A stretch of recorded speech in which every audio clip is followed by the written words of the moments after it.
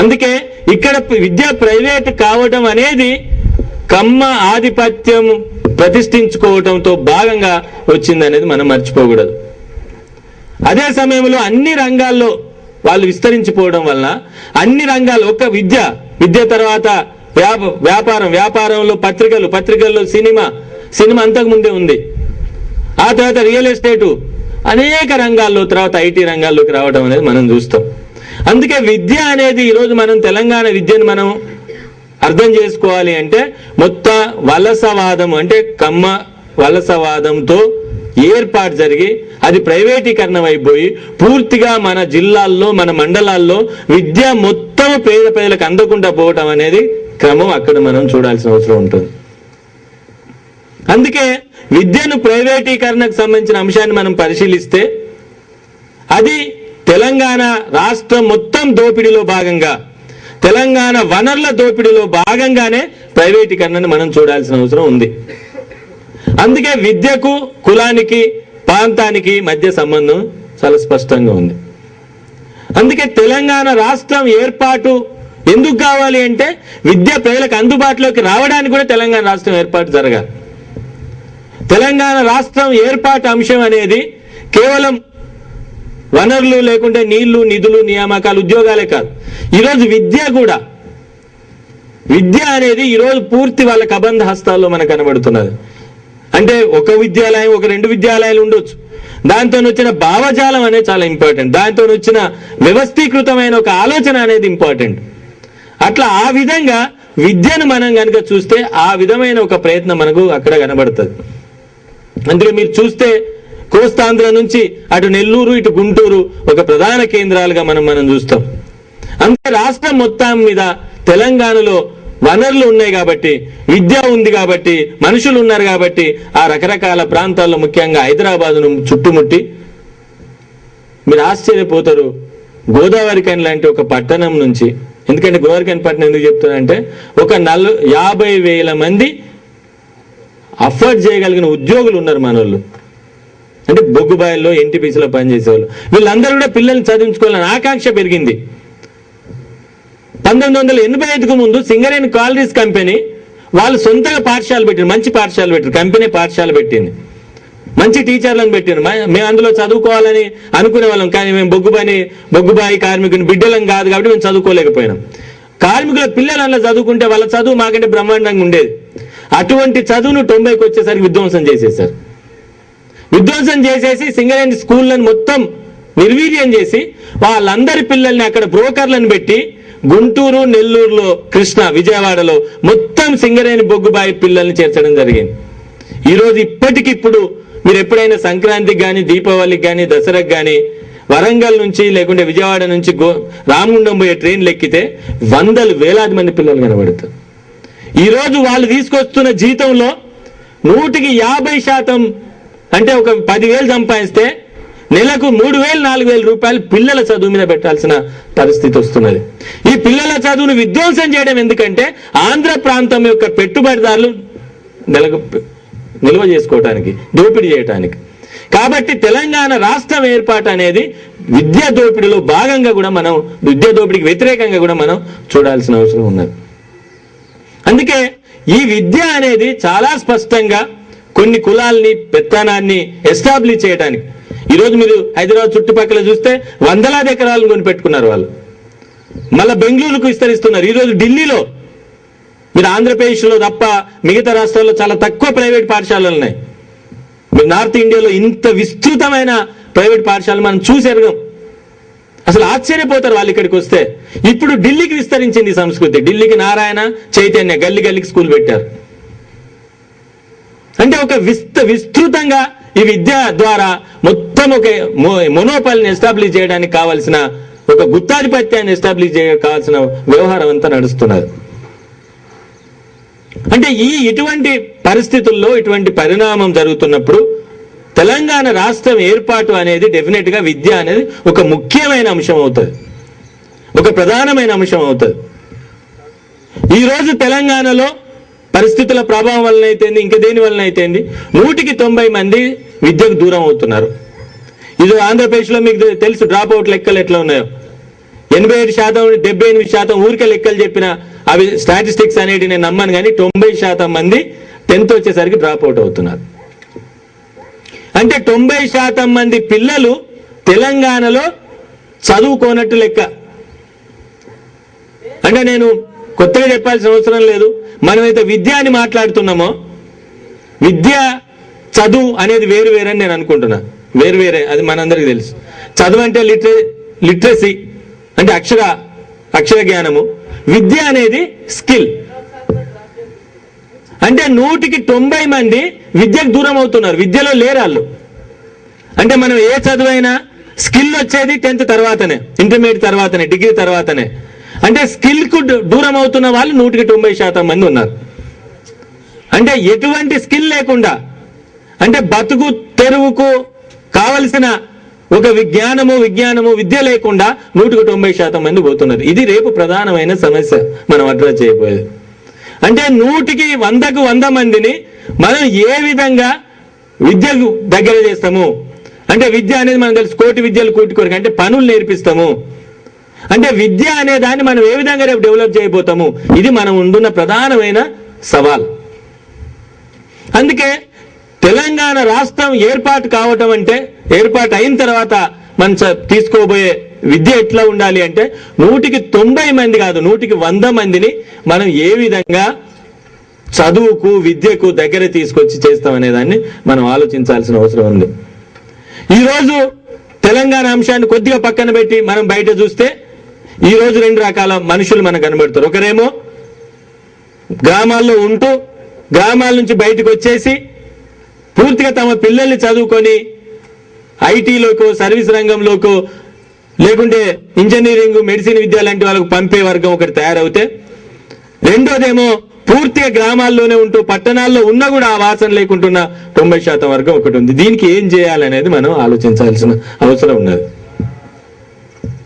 రెండోది, విద్య అనేది చాలా మనం అర్థం చేసుకున్నట్టు సమాజానికి భిన్నంగా ఉండదు. సమాజంలో ఉండే ఆర్థిక వ్యవస్థ మీద ఆధారపడే విద్య అనేది కొనసాగుతుంది.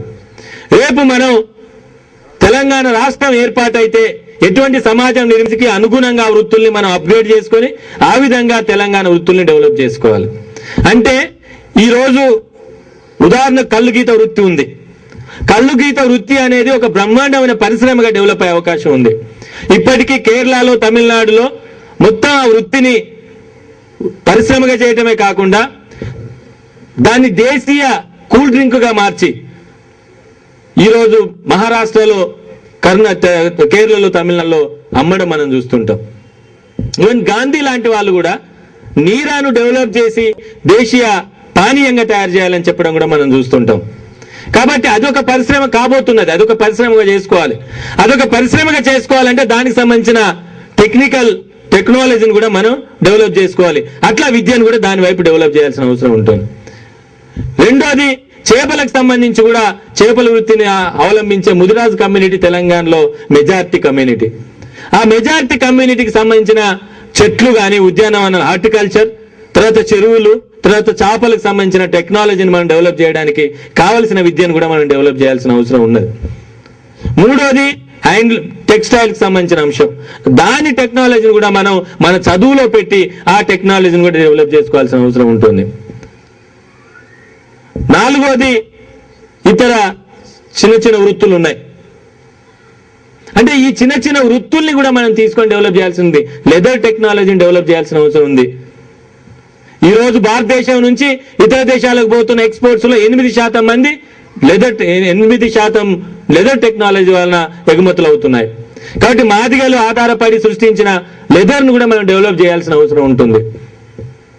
వ్యవసాయానికి సంబంధించి నూతన పద్ధతులను మనం కనిపెట్టడానికి అగ్రికల్చర్ ఎడ్యుకేషన్ కూడా మనం డెవలప్ చేసుకోవాల్సిన అవసరం ఉంటుంది.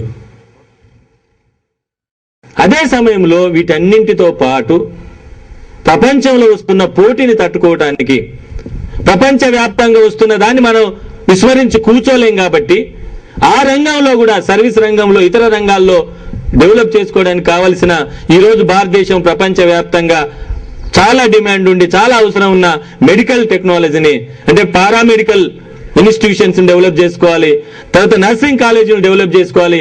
ఆ విధంగా మొత్తం మన యొక్క అవసరాలను బట్టి ఒకటి, ప్రపంచంలో వస్తున్న డిమాండ్ని బట్టి రెండు, ఈ విధంగా మొత్తం ఎడ్యుకేషన్ రీఓరియంట్ చేసుకోవాల్సిన అవసరం మన మీద ఉన్నది.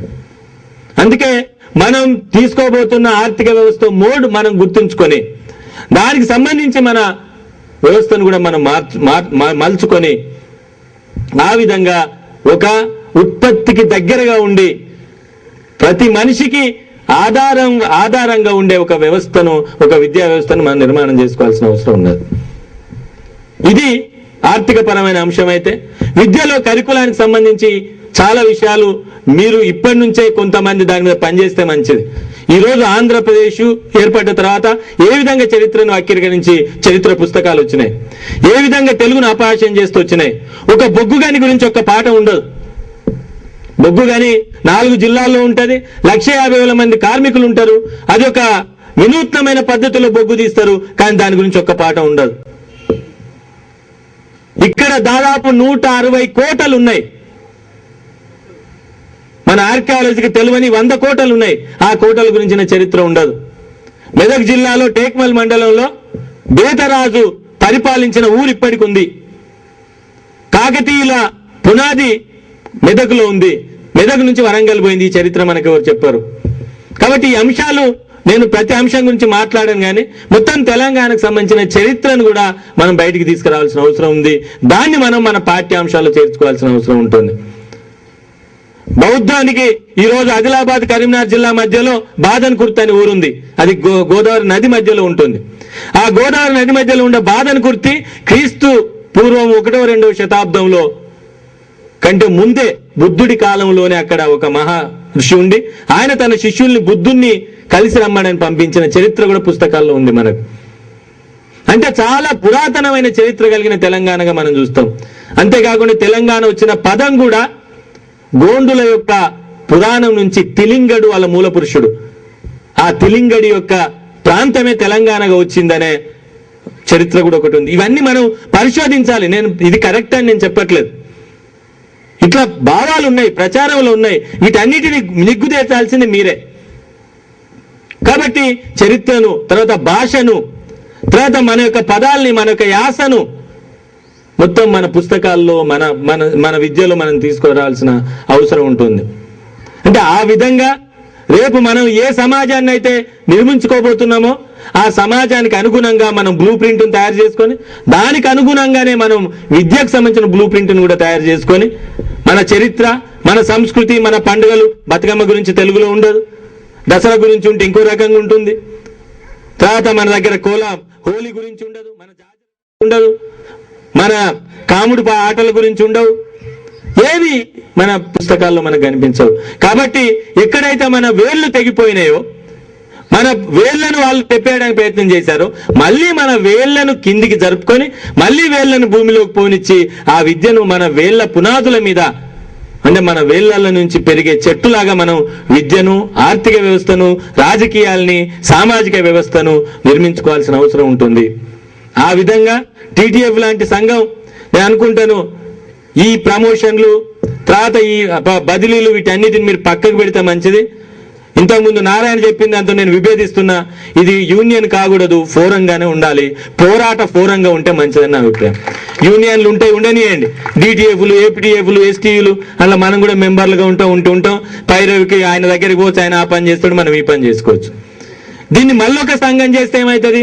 మళ్ళా బదిలీ, మళ్ళీ ట్రాన్స్ఫర్, మళ్ళా సర్వీస్, ఈ గొడవంతా వస్తుంది. కాబట్టి దీనికి నా ఉద్దేశంలో నా కోరిక ఏంటంటే, మీరు ప్రతి ఒక్కరు మీ ప్రాంతానికి సంబంధించిన చరిత్రను పరిశోధించాలి, భాషను పరిశోధించాలి, వృత్తులను పరిశీలించాలి.